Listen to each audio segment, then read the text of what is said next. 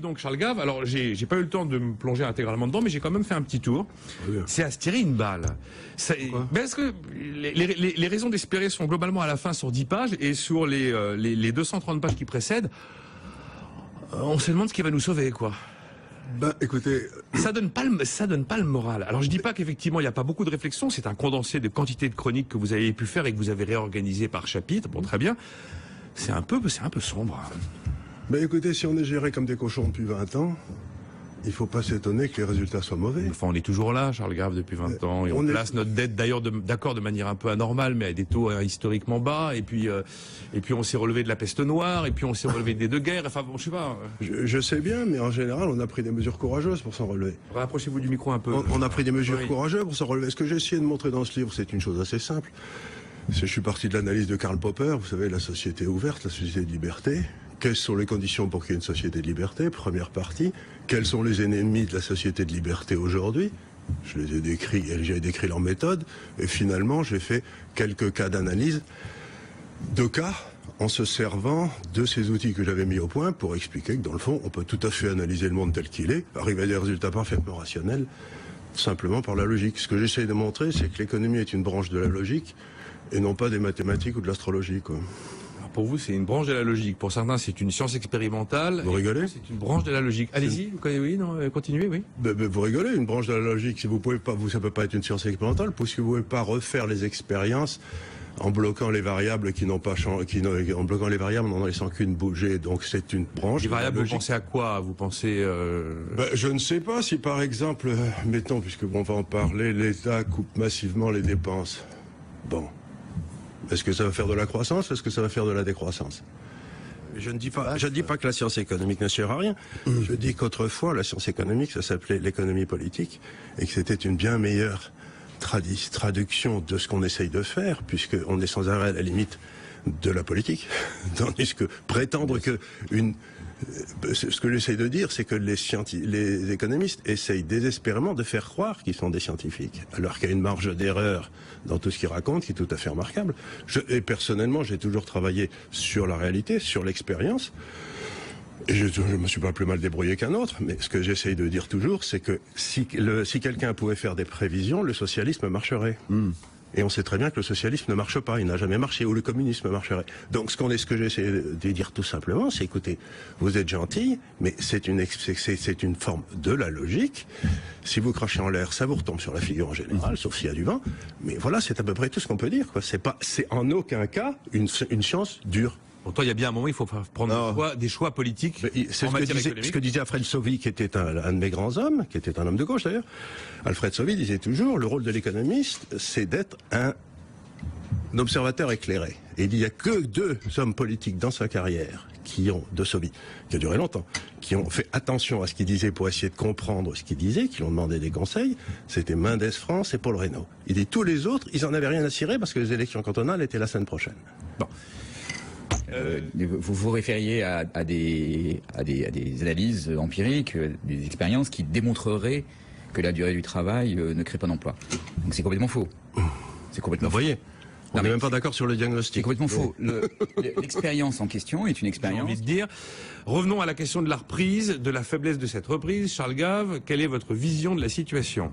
C'est amusant. J'ai dit en ouvrant l'émission que votre livre, c'était une corde au cou et que ça donnait pas envie d'y croire, mais est-ce que vous avez quand même des éléments peut-être d'espérance, je sais pas, allez-y. Tout à fait. Alors, revenons un petit peu en arrière. La dernière émission, trop, hein.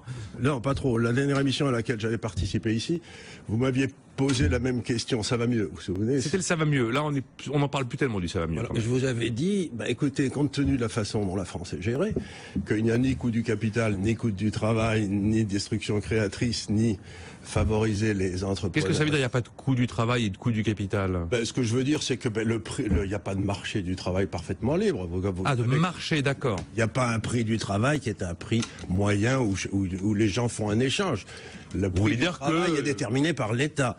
C'est lui qui détermine comment... Allez, laissez-moi finissez, vous réagissez. J'essaye simplement de dire qu'on est dans une société où il y a quasiment plus de prix. Comme les prix, c'est le système des prix, c'est ce dont se servent les entrepreneurs pour prendre leurs décisions.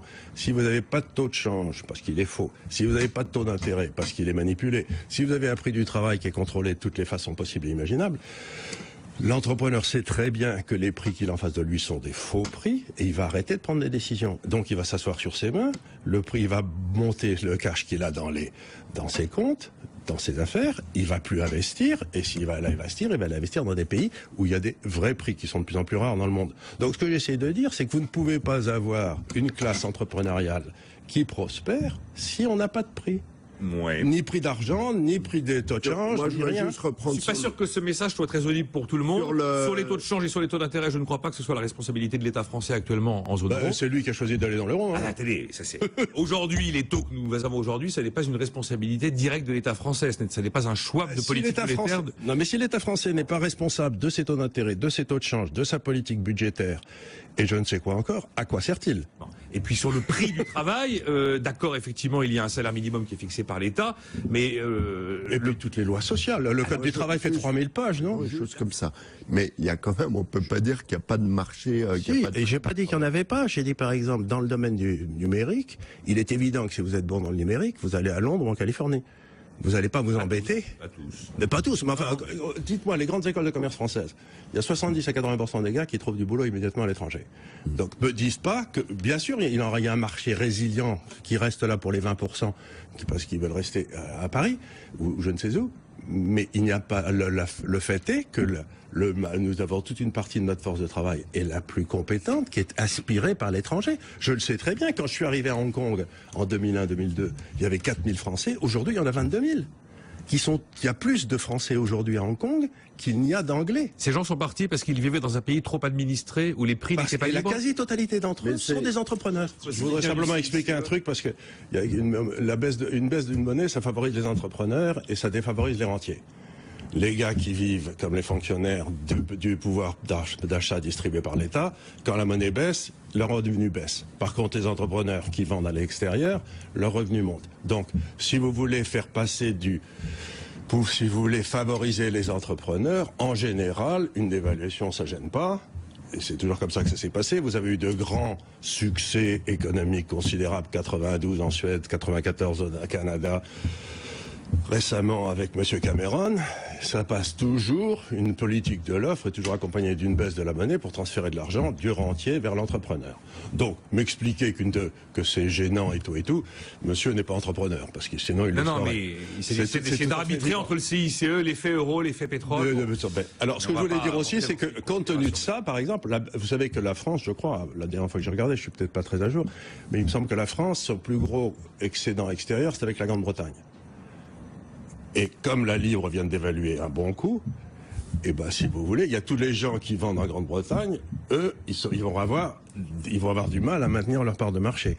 Donc ce que j'ai essayé de dire, c'est ne sous-estimez pas une seconde l'importance de ce qui est en train de se passer en Angleterre.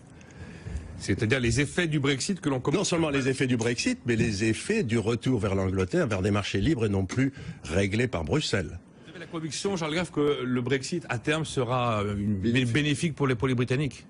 C'est votre euroscepticisme qui ressort. C'est pas mon euroscepticisme qui ressort, c'est que regardez les domaines dans lesquels l'Angleterre est dominante. Vous prenez les 50 plus grandes firmes du monde dans le domaine de l'audit comptable. Il n'y a pas une firme européenne.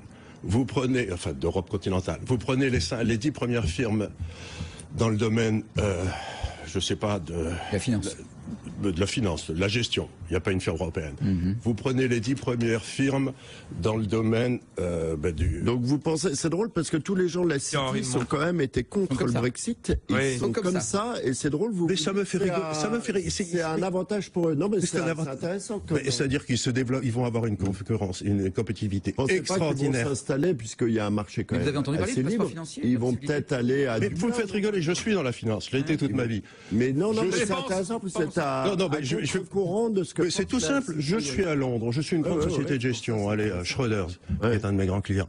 Qu'est-ce qu'ils vont faire? Ils vont envoyer 3 jeunes de 25 ans à Dublin, où ils ont déjà des bureaux, et ils vont offrir tous leurs services de Londres, à partir du bureau de Dublin, qui aura le passeport financier. Non mais vous croyez que les gens vont rester comme ça, à se faire massacrer? Mais ça ne tient pas une seconde, cette histoire de passeport financier. Et vous croyez qu'il suffira d'avoir 3 jeunes de 25 ans à Dublin pour avoir le passeport financier? Mais évidemment. Dublin, on va laisser l'histoire s'écrire quand même. Dublin, ça fait partie de l'Europe jusqu'à plus ample informé. Ils l'ont déjà. Pour avoir le passeport financier. Mais ils l'ont déjà. Schröder Dublin a déjà le passeport. Pour avoir le passeport financier, il faut que la plupart des activités soient dans la zone couverte par le passeport financier. Ah bah j'en sais rien. C'est le cas aujourd'hui en tout cas. On va laisser les Anglais négocier leur truc. On peut pas. Non, mais ce que je veux dire, c'est que sortir de cette. Je vous signale que les exportations anglaises vers l'Europe n'avaient aucune croissance depuis 10 ans. Parce que ça fait 10 ans qu'il n'y a plus de croissance en Europe, à cause de l'euro et toutes ces saloperies-là. Donc n'imaginez pas une seconde que sortir du Titanic en débarquant à Southampton est une mauvaise idée. C'est rester sur le Titanic qui est une mauvaise idée. On va dire, vous avez une opinion contrariante il y a eu dans le milieu que vous connaissez. D'ailleurs, c'est la seule façon de gagner de l'argent, si je peux me permettre. Si vous êtes avec tout le monde, vous n'en gagnez jamais. Mais un petit détail rapide. Vous vous souvenez, en 88-89, il y avait eu un énorme débat en Suisse. Est-ce que la Suisse doit rejoindre le marché commun? Tous les gens intelligents, tous les intellectuels, tous les hommes d'affaires voulaient rejoindre. Le peuple a voté non. Maintenant, ils s'en félicitent tous les jours. 92, 2002, je vais en Suède. J'ai de la famille en Suède, je la connais bien. Toutes les élites disent il faut voter pour rejoindre l'euro. Non, mais je pense tout le monde vote contre, le peuple a raison. Encore une fois, la démocratie fonctionne. Non, mais on a compris votre euroscepticisme. Mais la démocratie fonctionne. L'Europe n'est plus une démocratie aujourd'hui. Je ne suis pas anti-euro, je suis anti-non-démocratie. L'Europe n'est plus une démocratie. De l'euroscepticisme. On n'a plus beaucoup de temps, on a 2 minutes 30. Allez-y, une petite remarque d'économiste, comme ça, en passant.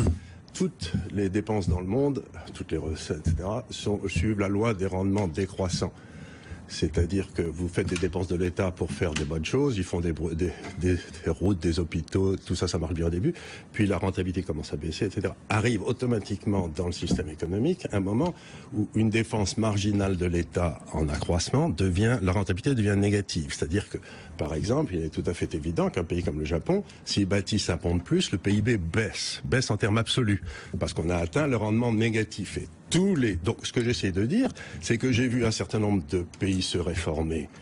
La Suède, que j'ai déjà mentionné, le Danemark, la Grande-Bretagne, etc. Ça s'est toujours passé. Le Canada, ils ont baissé les dépenses de l'État de 30% en un an. Ils ont dévalué leur monnaie. Ils ont dévalué leur monnaie et tous les Keynésiens sont sortis du bois en disant il va y avoir une dépression. Moyennant quoi, ils ont eu 12 ans de croissance sans récession immédiatement. Clé en main pour savoir comment on va inverser cette désinflation, on va dire. Et tout le monde se demande. Et alors il y a eu certaines grandes maisons comme le FMI, l'OCDE qui ont fait la course. Retourner au prix de marché, non? Ça marcherait peut-être. Si on avait des prix pour les taux d'intérêt, les taux de change, peut-être le capital pourrait être alloué convenablement. Je sais pas, j'ai une idée comme ça, en passant. J'ai l'impression. Vous avez entendu parler de la Grande Dépression? J'ai l'impression que c'est pas la Grande Dépression. On a fait des droits de douane, on a fait des augmentations d'impôts, on a fait toutes les erreurs dans le bouquin. On s'est fait une guerre, on en a pas raté une. Entre le keynésianisme et dans le fond le marxisme, il y a une idée commune qui est qu'il y a des gens intelligents qui peuvent gérer le système mieux au sommet. Charles Gave, Pierre-Henri de Menton avec